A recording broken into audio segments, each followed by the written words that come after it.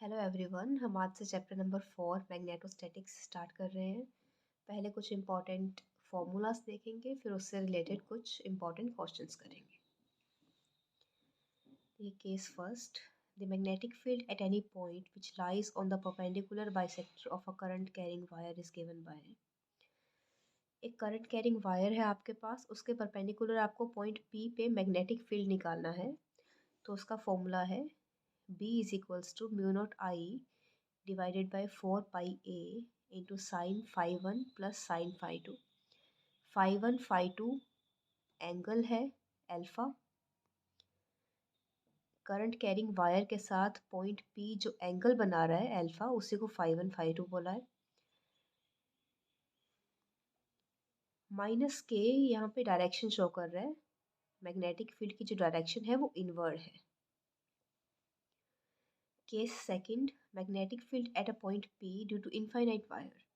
ऊपर हमारे पास finite wire थी, यहाँ इनफाइनाइट वायर है। अगर इनफाइनाइट वायर के लिए मैग्नेटिक फील्ड निकालना है तो phi 1 और phi 2 की वैल्यू हो जाती है पाई बाय 2, और इस फॉर्मूला में आप phi 1 phi 2 की वैल्यू पाई बाय 2 पुट करोगे तो it will be mu naught I 2 pi a minus k cap means inward direction.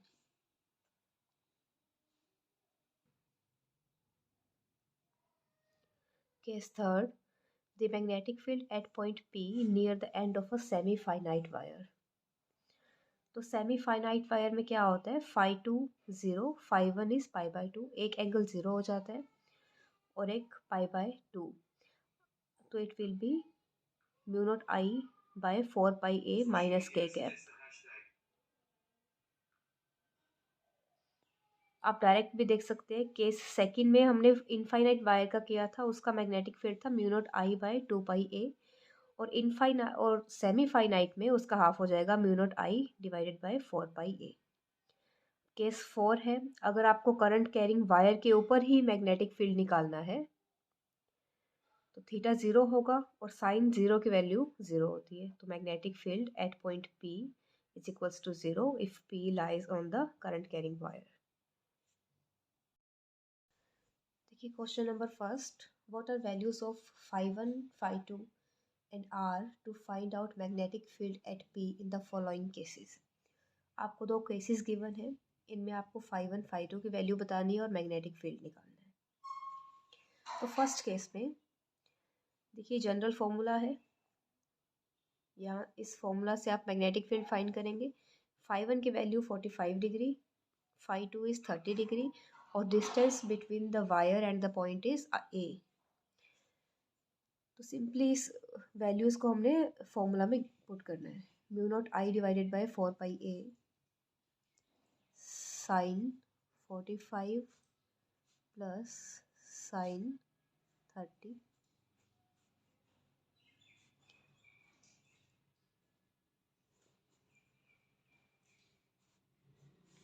sin 45 is 1 by root 2 and sin 30 is 1 by 2। आप फर्दर इसे solve करेंगे तो it will be 4 pi a 2 plus root 2 divided by 2 root 2। We can write it mu naught I 8 root 2 pi a 2 plus root 2। Case second, इसमें phi 1 की value होगी 60 degree and phi 2 will be minus 45 degree. Minus 45 इसलिए क्योंकि हम इसे opposite sense में measure करेंगे, opposite side measure करेंगे। करंट इस तरफ फ्लो हो रहा है और हम उसके अपोजिट इसको मेज़र करेंगे, then it will be minus 45 degree और मैग्नेटिक फील्ड हो जाएगा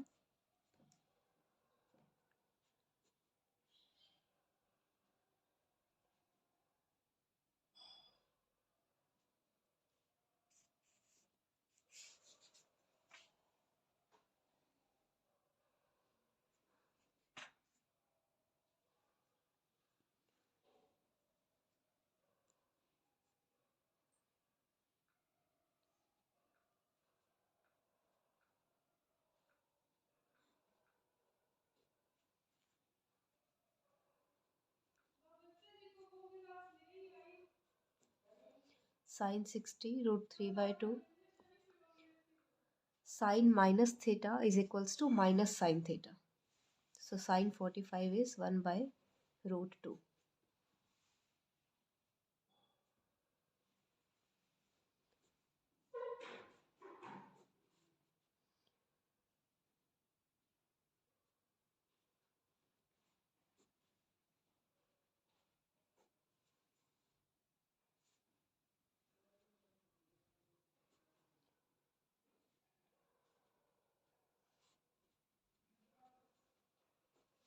So this is the magnetic field of part B. Question number second. A current of 1 ampere is flowing in the sides of an equilateral triangle of side 4.5 into 10 raised to power minus 2 meter. एक equilateral triangle है आपके पास जिसकी sides है 4.5 into 10 raise to power -2 metre और current I flow कर रहा है of magnitude 1 ampere. Find the magnetic field at the centroid of the triangle. Triangle के सेंटर पे आपको मैग्नेटिक फील्ड फाइंड करना है. देखो ट्राइंगल के सेंटर में मैग्नेटिक फील्ड इन तीनों वायर्स की वजह से होगा, ए बी सी सी ए. ठीक है. और क्योंकि इक्विलेटरल ट्राइंगल है, तीनों सेम डिस्टेंस पर हैं पॉइंट ओ से और सेम लेंथ है, तो मैग्नेटिक फील्ड तीनों का सेम होगा. तो हम क्या करेंगे, किसी एक का मैग्नेटिक फील्ड निकाल के उसको 3 से मल्टीप्लाई कर देंगे यूजिंग दिस फॉर्मूला. ओके.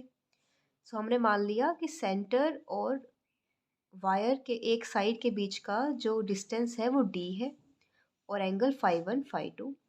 अब आपको पता है इक्विलेटरल ट्राइंगल में एक एंगल 60 होता है, दिस वन, और ये जो पूरा एंगल होता है ये होता है 120. So φ1 plus φ2 is equals to 120. φ1 plus φ2 is equals to 120. φ1 φ2 angle जो है वो सेम होगा, यानी कि 60 एंड 60 π/3. डी जब हम फाइंड करेंगे तो वो आएगा a डिवाइडेड बाई 2√3. ये हम एक सेगमेंट लेंगे, φ1 एंगल के सामने जो सेगमेंट बन रहा था उसको हमने अलग से ड्रॉ कर लिया. टेन थीटा की वैल्यू होती है p/b, यानी कि परपेंडिकुलर अपॉन बेस. परपेंडिकुलर कितना है a/2, बेस कितना है d. φ1 की वैल्यू हमारे पास 60 है, tan 60 equals to a/2d. tan 60 की वैल्यू होती है √3 is equals to a/2d. d की वैल्यू आ गई a/2√3. ठीक है. अब इन वैल्यूज़ को हम मैग्नेटिक फील्ड की फॉर्मूला में पुट करेंगे. Magnetic field at centre is equals to 3 into magnetic field of one side. 3 into μ0/4 आई.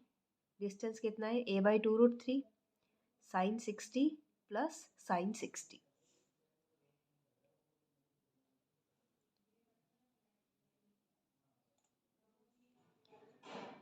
इसको जब फर्दर आप सॉल्व करोगे, साइन 60 की वैल्यू होती है √3/2, 2 इंटू √3/2. तो इसको सॉल्व करने के बाद आ जाएगा μ0I 4π18a. μ0 की वैल्यू होती है 4π into 10 raised power -7 into 18 divided by 4π. A की वैल्यू हमें गिवन है 4.5 इंटू 10 रेस्ट पावर -2. और इसको जब आप सॉल्व करोगे it will be 4 into 10 raised power -5 weber per metre square.